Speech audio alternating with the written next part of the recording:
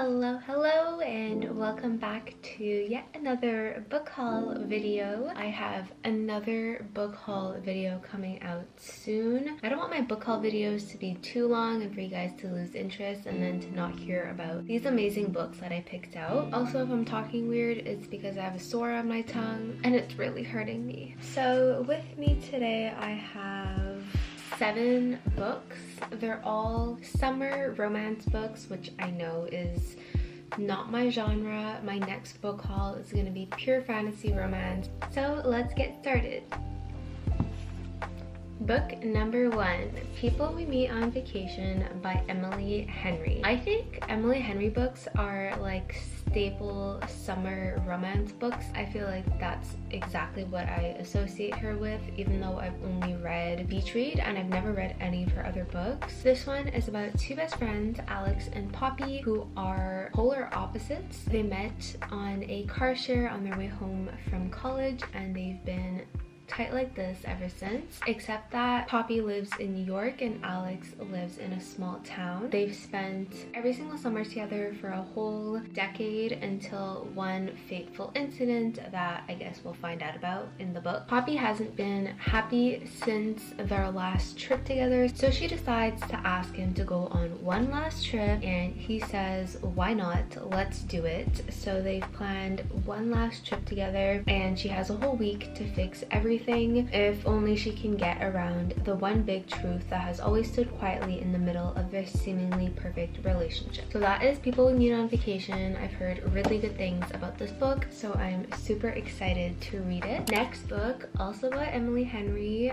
her not so new but second newest book, Book Lovers. So we have Nora Steffens, whose whole life is books. Her sister begs her to go on a girls trip to Sunshine Falls in North Carolina, which is like this little small town. There, Nora keeps bumping into Charlie Lastra, who is a brooding editor from back in the city, and it would be a cute encounter if only they hadn't encountered each other many times before, which have never ended well for either of them. And so Charlie and Nora are thrown together again and again in a series of coincidences. I feel like this is very much Beach Read. Nora goes away for a summer, so does January, and they're both writers in this little town. They both meet this other person who they don't get along with, but they know because of the writing world. And so you have Gus in Beach Read and then you have Charlie in this one. I'm interested in knowing how she'll spin this because it's so similar to Beach Read. It sounds okay. It doesn't sound as good as People We Meet on Vacation, but I'm excited to read this. Next book is Hook, Line, and Sinker by Tessa Bailey. I feel like Tessa Bailey has become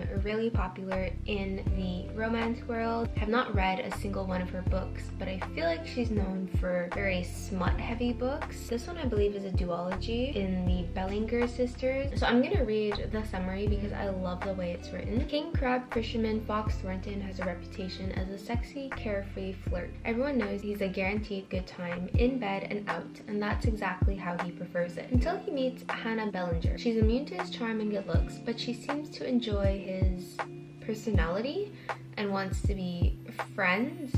Bizarre. But he likes her too much to risk a fling, so platonic pals it is. Now Hannah's in town for work, crashing in Fox's spare bedroom. She knows he's a notorious ladies' man, but they're definitely just friends. In fact, she's nursing a hopeless crush on a colleague, and Fox is just the person to help with her lackluster love life. Armed with a few tips from Westport's resident Casanova, Hannah sets out to catch her co-worker's eye. Yet the more time she spends with Fox, the more she wants him instead. As the line between friendship and flirtation begins to blur, Hannah can't deny she loves everything about Fox, but she refuses to be another notch in his bedpost. Living with his best friend should have been easy, except now she's walking around in a towel and sleeping right across the hall, and Fox is fantasizing about waking up next to her for the rest of his life. He's fallen for her, hook, line, and sinker. I love the super casual way that the synopsis is written. This one actually sounds pretty good, so I'm pretty excited about this one, and I know they're like standalone, so I don't have to read It Happened One Summer because I don't have it yet. And I am for real, like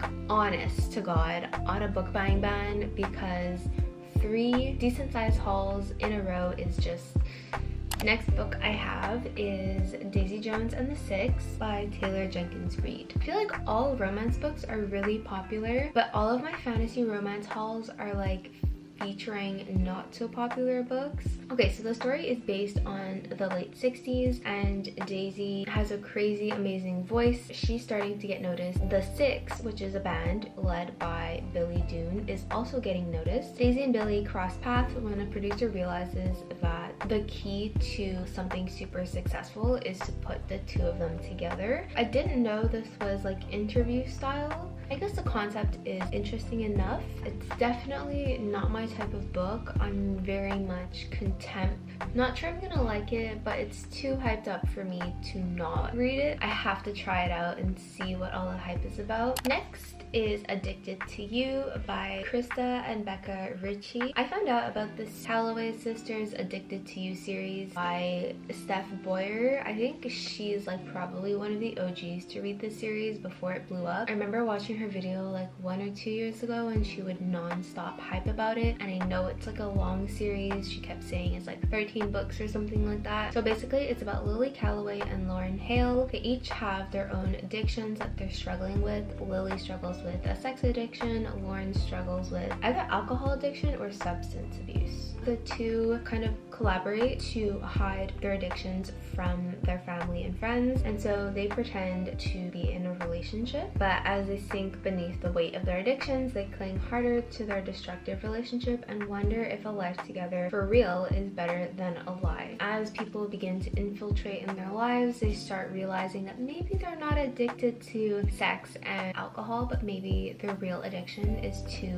each other. Very interesting concept. I've never read a book about addiction before, so I'm really excited to see the direction that this one goes in. And as a psych major, anything mental health really interests me, so I'm really excited to see where the story goes. Second to last book is The Invisible Life of Addie LaRue by V.E. Schwab. I've never read a V.E. Schwab book, but I had to get this edition. I find it is absolutely stunning and it has illustrations.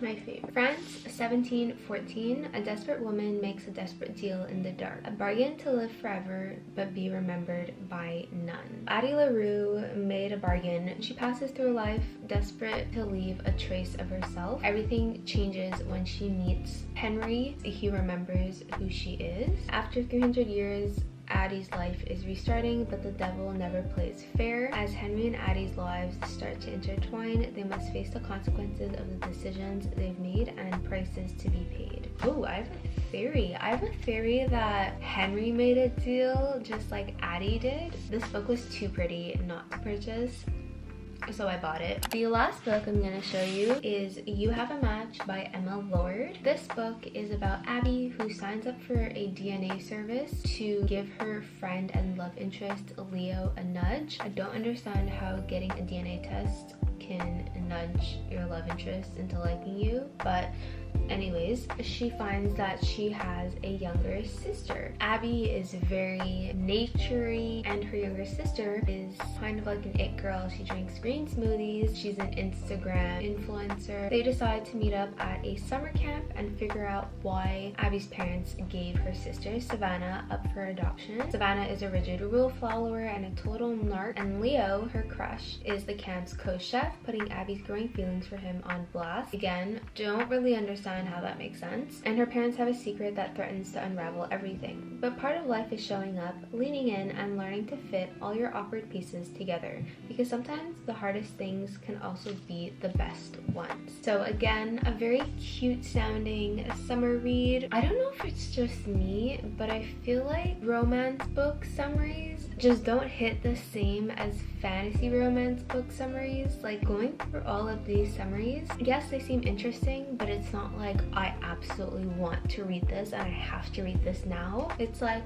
okay, wouldn't really buy it. I honestly don't think I would read any of these books just based on the synopsis alone if I didn't know that they were so popular and had such high ratings. But I am really excited about this haul because I've never read Emma Lord, never read V.E. Schwab, never read Krista Becker-Ritchie, Taylor Jenkins Reid, Tessa Bailey. So lots of new authors. It's like complete new territory for me. So I'm excited to discover new authors, but at the same time, I feel like it's gonna be hard for me to pick up one of these books because the synopses don't inspire like immediate, like I want to read this. But yeah, let me know your opinions of these books.